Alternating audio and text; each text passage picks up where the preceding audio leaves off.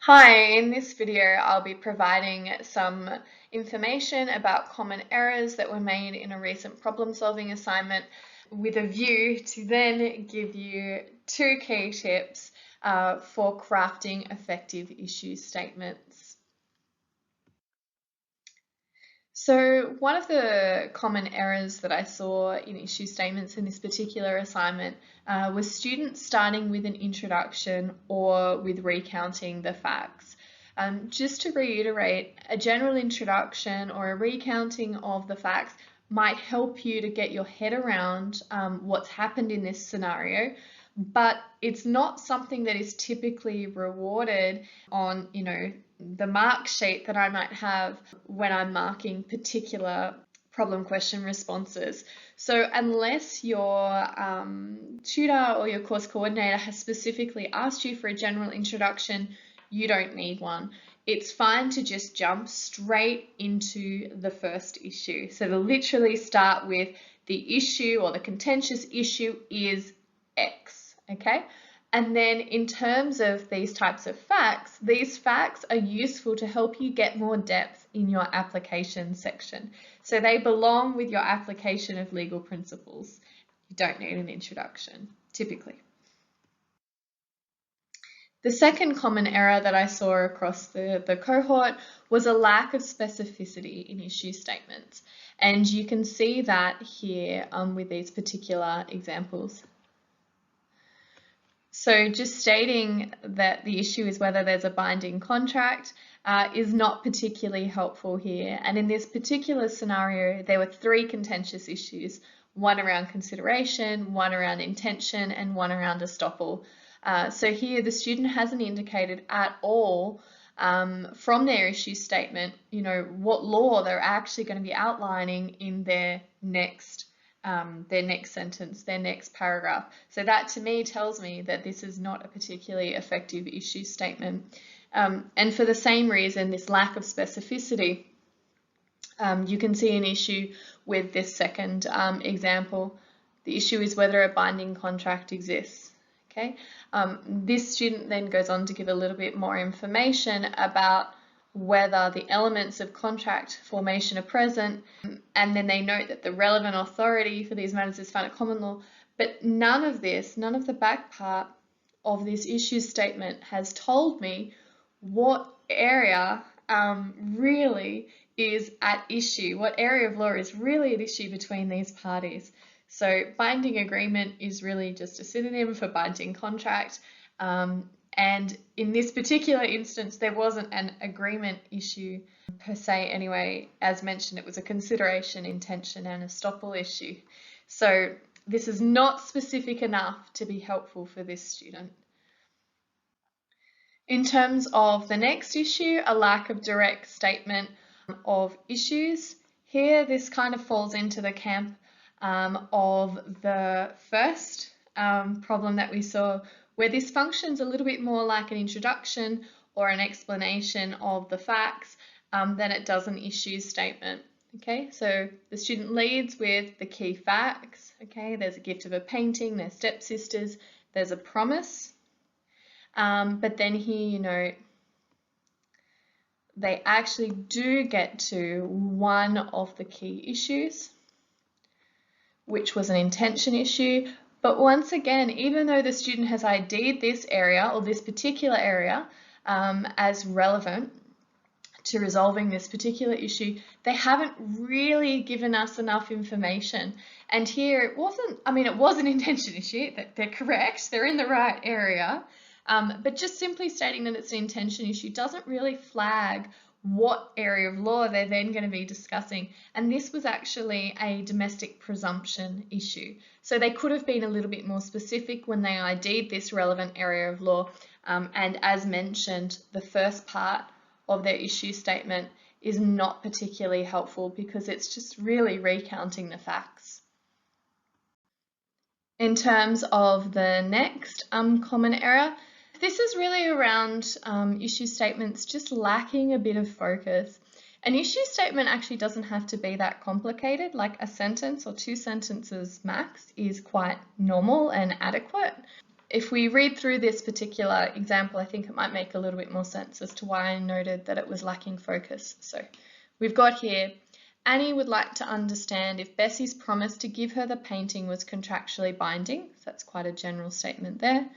And then the student goes on to explain the main requirements of a contract, which is quite general and lacking specificity. Okay, then the student states that these two issues aren't contentious, basically. However, these two issues are contentious. And then they also go on to identify this third area of law here. Now, in terms of their issue ID, this student is actually on track, okay? So not that many students in this cohort identified the three contentious issues in this scenario, which was the intention issue, which linked to the domestic presumption, the consideration issue, which was a past consideration issue, and an equitable estoppel issue, assuming that the contract hadn't been formed because of either and/or intention or consideration.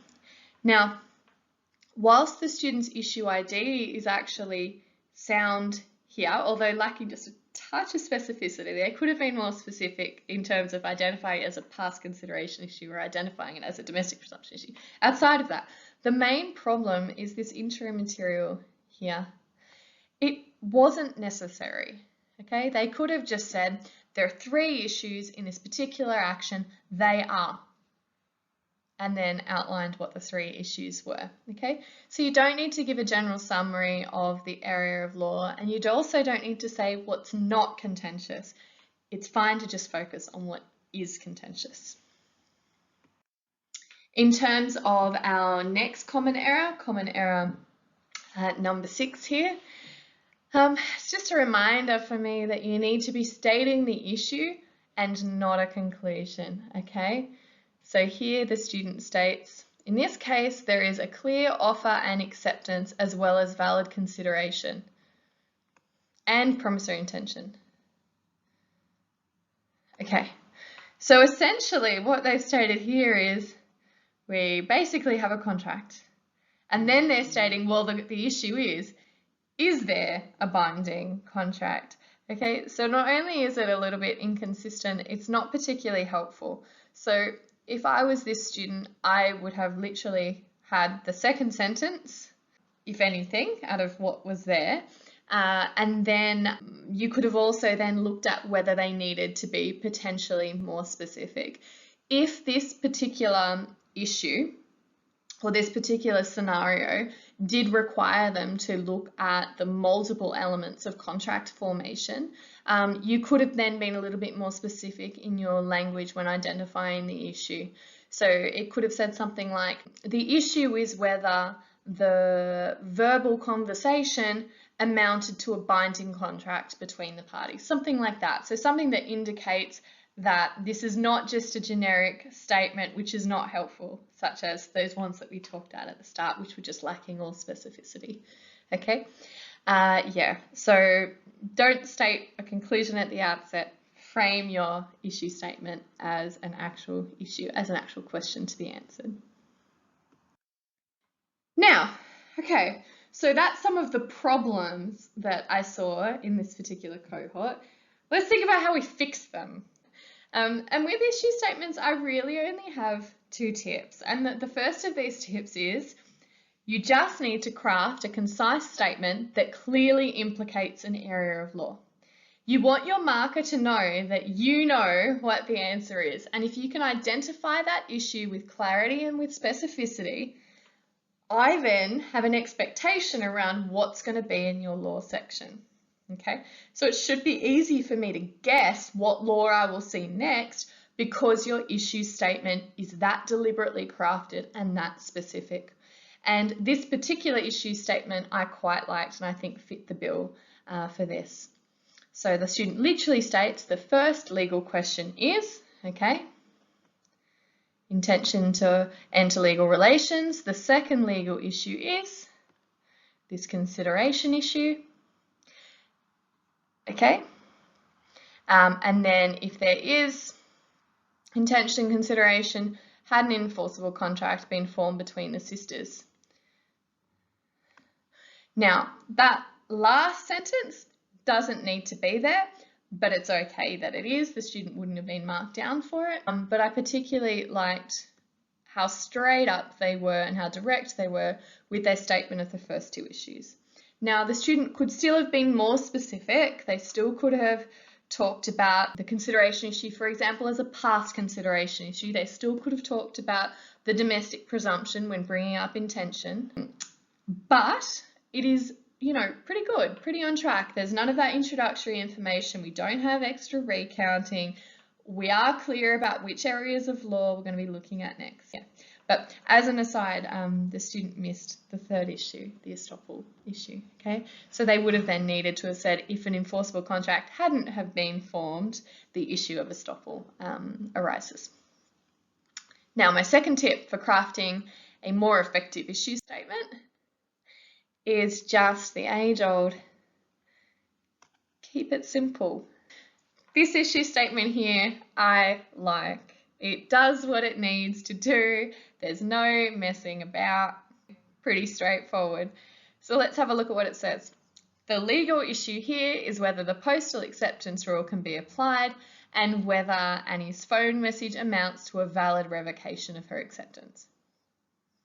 It covers what it needs to cover. It's not fancy, but it ticks the box, okay? It ticks the box. It gives me what I wanted to know, which is what are the two legal issues here? And the two legal issues are the applicability of the postal acceptance rule and whether the withdrawal of the postal acceptance was effective, assuming that the rule applied.